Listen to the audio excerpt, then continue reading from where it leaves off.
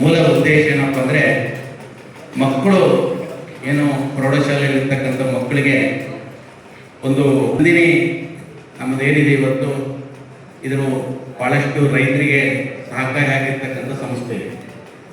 ಅಂಥ ಸಂಸ್ಥೆ ಬಗ್ಗೆ ಅವರಿಗೆ ಮಾಹಿತಿ ಸಿಗಬೇಕು. ಅದರ ಜೊತೆಗೆ ಅವರ ಅನಿಸಿಕೆಗಳನ್ನು ಚಿತ್ರಣಗಳ ಮೂಲಕ ಅದನ್ನು ತೋರಿಸ್ತಕ್ಕಂಥ ಉದ್ದೇಶ. ಹೈನುಗಾರಿಕೆ ಇವತ್ತು ರೈತರಿಗೆ ಭಾಳ ಅವಲಂಬಿತ ಒಂದು ಉದ್ಯೋಗ ಆಗಿದೆ.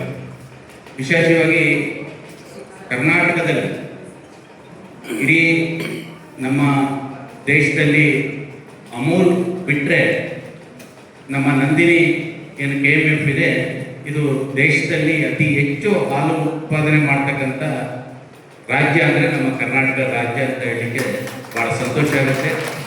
ಪ್ರತಿ ದಿವಸ 1,10,00,000 ಹಾಲನ್ನು ನಾವು ಉತ್ಪಾದನೆಗಳಿಂದ ಖರೀದಿ ಮಾಡಿ ನಾವು ಪೇಮೆಂಟ್ ಮೂಲಕ ಮಾರಾಟ ಮಾಡ್ತಿದ್ದೀವಿ. ನಮ್ಮ ಜನಸಂಖ್ಯೆಗೆ ಅನುಗುಣವಾಗಿ ನಮಗೆ 3.5 ಕೋಟಿ ಹಾಲಿನ ಅವಶ್ಯಕತೆ ಇದೆ.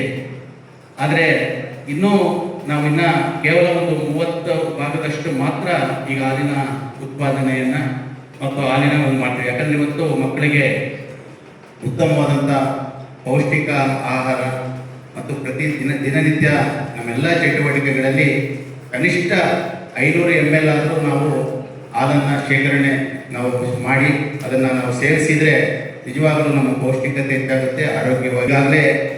ನಮ್ಮ ಕರ್ನಾಟಕದಲ್ಲಿ ಈ ಉದ್ಯಮದಲ್ಲಿ 25 ಲಕ್ಷ ಕುಟುಂಬಗಳು ಜೀವನ ಮಾಡ್ತಾ ಇದ್ದಾರೆ.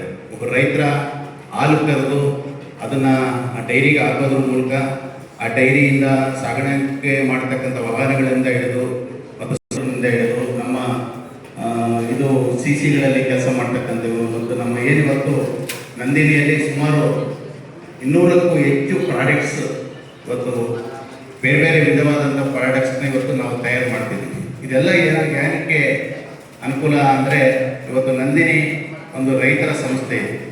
ಇದು ನಾವು ರೈತರ ಪ್ರತಿನಿಧಿಗಳಾಗಿ ನಾವು ಇಲ್ಲಿ ನಿರ್ದೇಶಕರಾಗಿರ್ಬೋದು, ಆಡಳಿತ ಮಂಡಳಿಯ ಅಧ್ಯಕ್ಷರಾಗಿರ್ಬೋದು, ನಾವು ರೈತರ ಮೂಲಕ ಆಯ್ಕೆಯಾಗಿ ಬಂದಿದ್ದೀವಿ.